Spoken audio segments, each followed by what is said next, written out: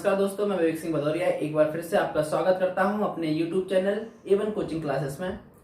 पिछली क्लास में हमने खिलजी वंश को स्टार्ट किया था और खिलजी वंश में हमने स्टार्ट किया था जलालुद्दीन खिलजी के बारे में और हमने पढ़ा था कि कैसे जलालुद्दीन खिलजी की हत्या उसी के भतीजे और दामाद अलाउद्दीन खिलजी ने की और 1296 में वह स्वयं गद्दी पर बैठा। तो आज की क्लास में हम बात करेंगे अलाउद्दीन खिलजी के बारे में। तो अलाउद्दीन खिलजी 1296 ईस्वी में दिल्ली की गद्दी पर बैठा अपने चाचा व अपने ससुर जलालुद्दीन खिलजी की हत्या करने के बाद जलालुद्दीन की हत्या की इसने, तो वहां की जनता यानी दिल्ली की जनता इससे काफी नाराज थी और दिल्ली में जो उलेमा और उमरा वर्ग हुआ करता था, ये उलेमा और उमरा क्या होता है? उलेमा यानी जो धर्मगुरु या पुरोहित होते हैं, धर्मगुरु या पुरोहित होते थे उनको उलेमा बोला जाता था और जो उमरा होते हैं जो उस समय विद्वान मंत्री या विद्वान लोग हुआ करते थे उनको उमरा बोला जाता था। तो दिल्ली की जनता प्लस उलेमा प्लस उमरा ये तीनों वर्ग ही अलाउद्दीन से नाराज चल रहे थे। तो इसने देवगिरी से जो धन लूटा था उस धन को काफी मात्रा में इसने बांटा ताकि दिल्ली की जनता इससे खुश हो जाए, लेकिन ऐसा नहीं हुआ। बाकी अगर बात करें तो उस समय जो शासन चलता था वो दो तरीके का चलता था, एक शरीयत के हिसाब से और दूसरा जवाबित। तो दो तरीके का कानून था, एक था शरीयत और एक था जवाबित। तो अभी तक जो शासन चल रहा था वो शरीयत के हिसाब से चल रहा था। शरीयत का क्या होता है कि यानी मैंने बताया था कि जो खलीफा होता है, खलीफा, ठीक है, यानी जो हजरत मोहम्मद साहब के उत्तराधिकारी हैं जो बगदाद में रहा करते हैं उनको हम खलीफा कहते हैं। और खलीफा के नीचे रहते हैं सुल्तान, यानी जो सुल्तान जो दिल्ली सल्तनत में जो राजा बनते सुल्तान, और इन्हीं के बराबर का ओहदा रहता था इसमें उमरा और उलेमाओं का इस शरीयत कानून में। लेकिन जवाबित में क्या होता है? जवाबित में खलीफा और खलीफा के बाद का पद सुल्तान और सुल्तान के नीचे काम करना पड़ता था किसको? उलेमाओं एवं उमराओं को, उलेमाओं एवं उमराओं को। इसलिए इसने अलाउद्दीन ने शरीयत वाला कानून त्याग कर, शरीयत को छोड़कर ये जवाबित की तरफ चला। इसने कहा कि मैं खलीफा का ही नायाब हूं, खलीफा का ही बंदा हूं। उलेमा और उमरा सिर्फ इसका एक स्तंभ है, ये सुल्तान के बराबर का कद नहीं रखते हैं। आगे देखें तो इसने अपने शासन व्यवस्था को बहुत सुदृढ़ बनाया। इसने अपने शासन व्यवस्था पर काफी ध्यान दिया। इसने उलेमाओं एवं उमराओं की जमीनें, जो उलेमाओं की जमीनें थी यानी पुरोहितों विद्वानों की जमीनें थी, इनको मिल्क या वक्फ कहा जाता था, वक्फ, ठीक है, ये बोर्ड हुआ करता था। और जो उमराओं की जमीनें हुआ करती थी उनको महाल ए चेवाकी कहा जाता था, महाल ए चेवाकी। और इनमें से कुछ जमीनों को इसने सरकारी जमीन यानी खालसा में मिला लिया। जो सरकारी जमीन होती थी उसको खालसा कहते थे, इसने उनको किसमें? खालसा में मिला लिया।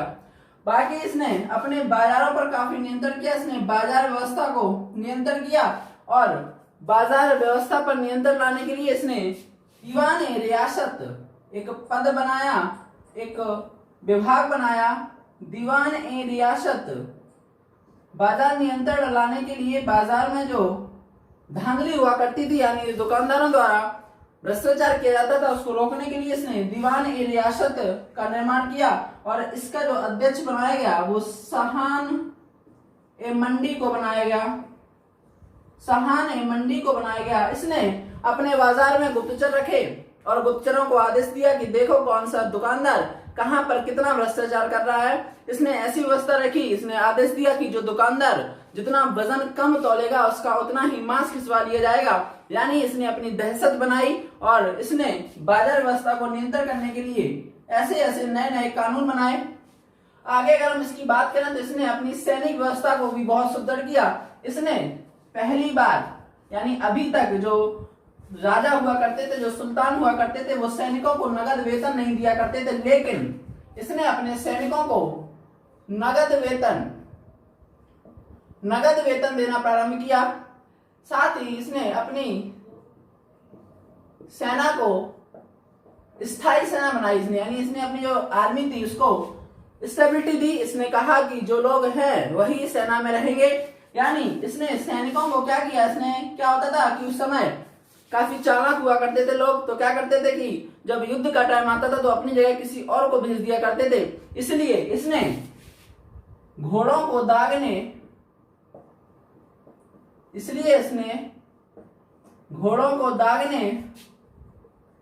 व सैनिकों का हुलिया लिखने की प्रथा चलाई। घोड़ों को दागने व सैनिकों का हुलिया लिखने की प्रथा चलाई, यानी कौन सा घोड़ा किस एरिया का है, किस प्रांत का है, तो घोड़े को दागा जाता था उस स्टील से। और सैनिकों का हुलिया, यानी सैनिक का एक हुलिया कैसा होता है, और हर एक सैनिक को अपना हुलिया कैरी करने को बोला।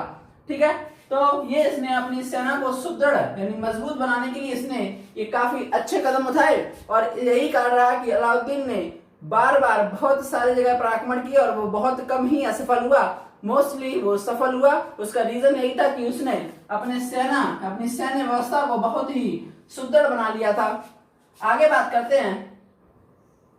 इतिहासकार कहते हैं कि इसका जो जीवन था, यानी इसका जो करियर था, वो स्टार्ट तो हुआ था धोखे व छल से, लेकिन और एंड हुआ यानी मिडल अप यानी डेवलपमेंट हुआ इसका परोपकारिता से, और इसका अंत हुआ आतंक से। ठीक है, कैसे? झूठ यानी फरेब या कैसे कहे कि छलावे से, क्योंकि इसने छलावा किया। इसका करियर कहां से स्टार्ट हुआ, इसने अपने चाचा व ससुर जलालुद्दीन खिलजी की हत्या की, इसलिए इसका जो करियर माना जाता है वो स्टार्ट हुआ धोखे से।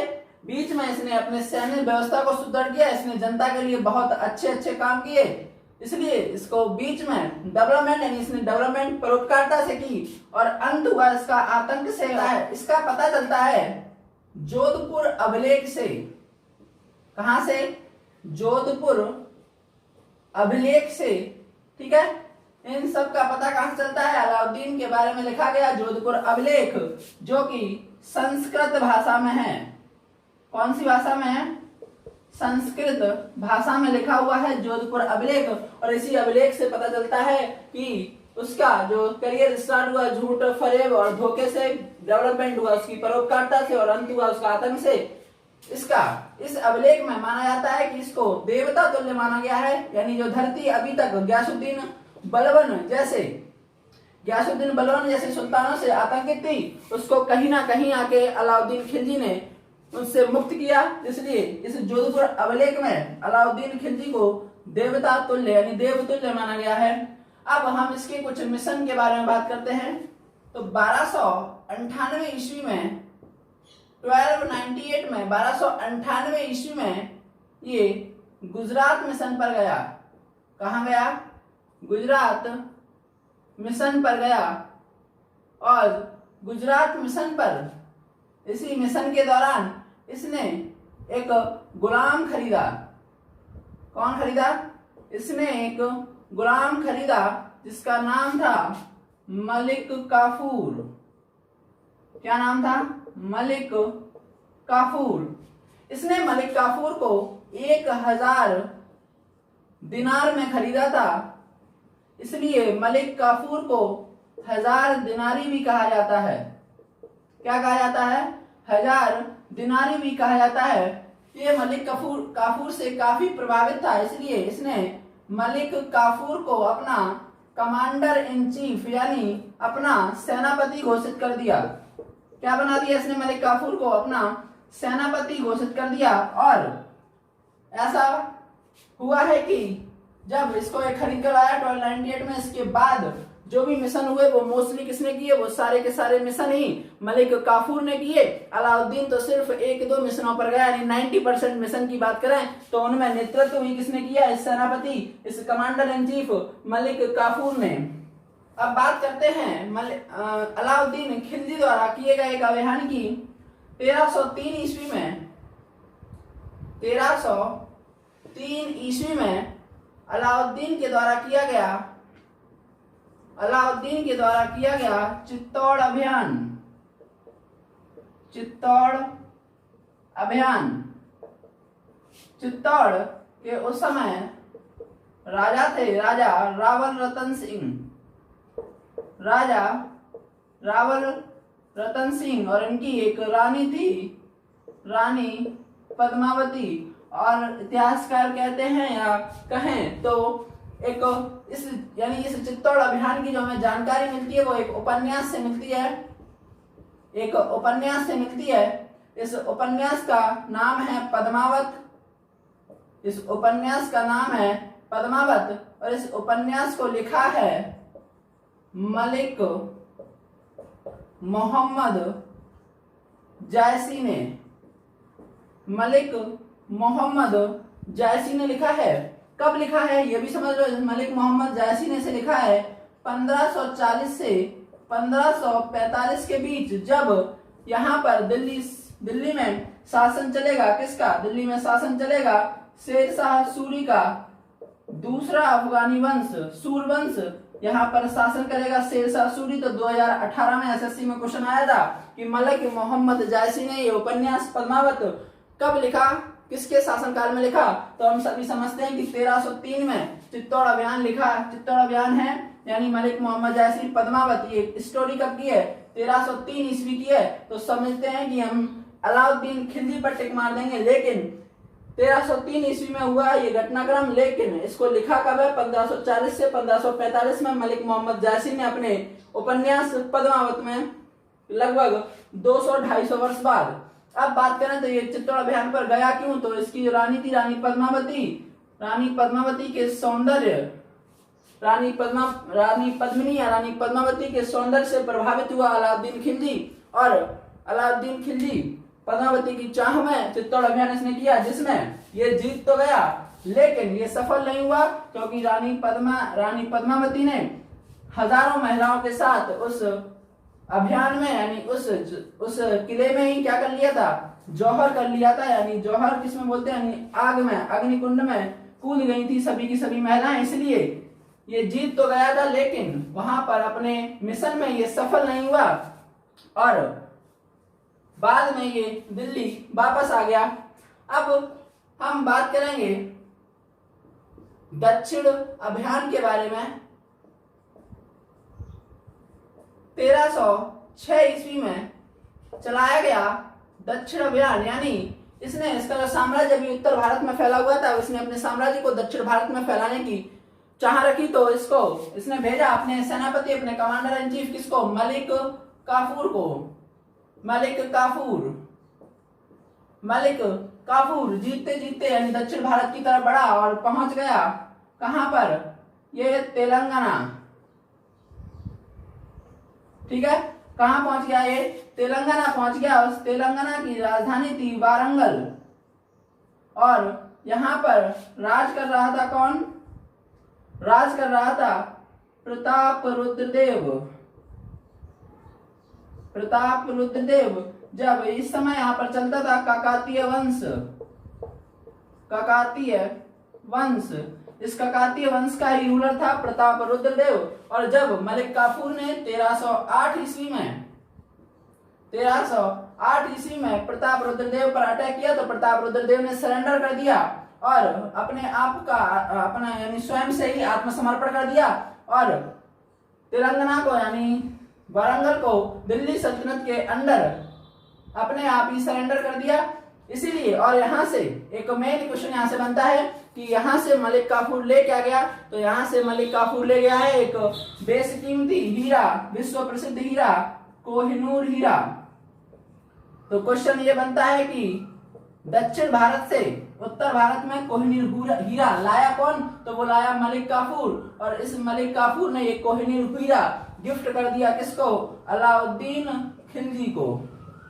तो क्वेश्चन ये बनता है कि दिल्ली सल्तनत में सबसे पहले कोहिनूर हीरा किस शासक के पास रहा? तो किसके पास रहा? अलाउद्दीन खिलजी के पास रहा। ठीक है, अब बात करेंगे इसके आगे। तो दक्षिण अभियान कंप्लीट करके उसके आगे जब ये मलिक काफूर बढ़ता गया और जब तमिलनाडु पहुंच गया, तमिलनाडु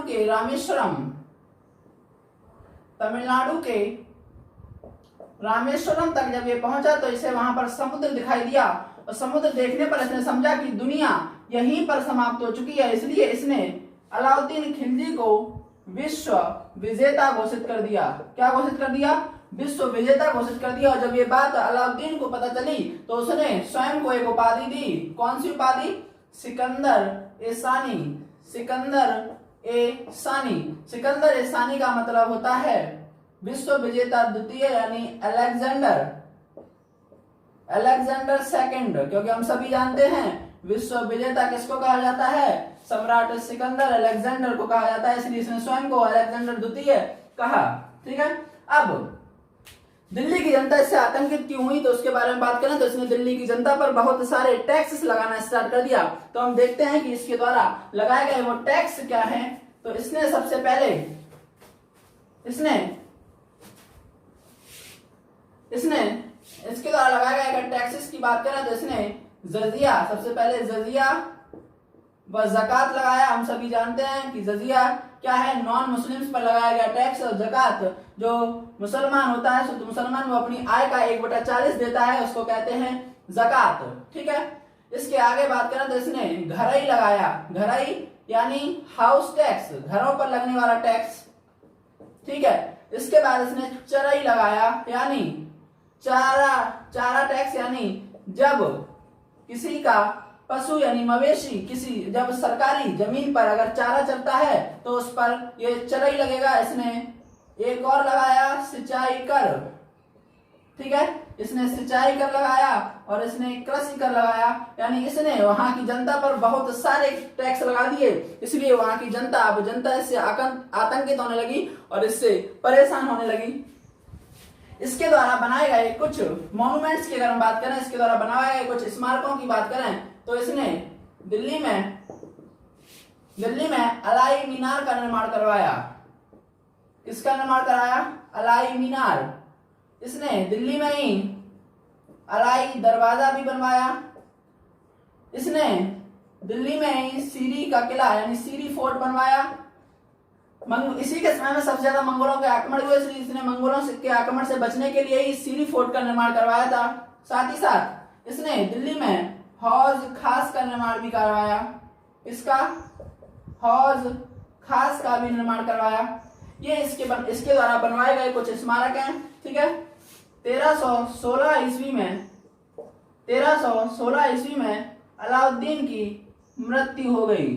1316 ईस्वी में अलाउद्दीन की मृत्यु हो गई और जनता को इससे मुक्ति मिली।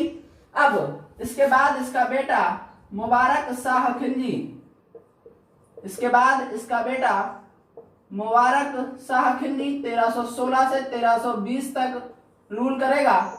इसको पागल कहा गया, इसको पागल सुल्तान कहा गया। दिल्ली सल्तनत में पागल सुल्तान इसी को कहा गया। इसको मिर्गी के दौरे पड़ा करते थे, इसको मिर्गी के दौरे पड़ते थे। इसने स्वयं को ही खलीफा घोषित कर दिया।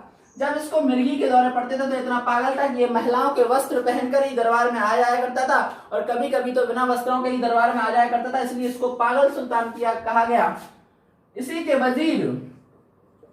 के वजीर खुसरो शाह या कहें तो खुसरो खान ने इसकी हत्या कर दी और 1320 ईस्वी में स्वयं गद्दी पर बैठा। नसरुद्दीन खुसरो शाह के नाम से दिल्ली की गद्दी पर बैठा। ये महज 4 माह ही शासन कर पाया कि इसकी हत्या कर दी गाजी मलिक ने। ये गाजी मलिक कौन था? ये गाजी मलिक वही उमराव का सरदार या उमराव का लीडर हुआ करता था, गाजी मलिक। और ये जब दिल्ली सल्तनत आया तो इसने वहां पर नारा लगाया कि इस्लाम खतरे में है, इस्लाम खतरे में है। तो दिल्ली की जनता को इसका साथ मिला और इसने इस नसरुद्दीन खुसरो शाह की हत्या कर दी और 1320 ईस्वी में ही स्वयं दिल्ली की गद्दी पर बैठेगा और एक नए वंश की स्थापना करेगा जिसको हम पढ़ेंगे तुगलक वंश। और ये गयासुद्दीन तुगलक के नाम से दिल्ली की गद्दी पर बैठेगा। इसके बारे में हम बात करेंगे अगले वीडियो में। अलाउद्दीन खिलजी के बारे में एक बात रह गई। अलाउद्दीन खिलजी की मृत्यु दिल्ली में हुई, इसलिए कुतुब मीनार परिसर में ही उसका मकबरा भी है, उसका टॉम भी दिल्ली के कुतुब मीनार परिसर में ही है। ठीक है। तो आज के वीडियो में इतना ही। कैसा लगा वीडियो? लाइक और शेयर करें, चैनल को सब्सक्राइब करें। Thank you so much.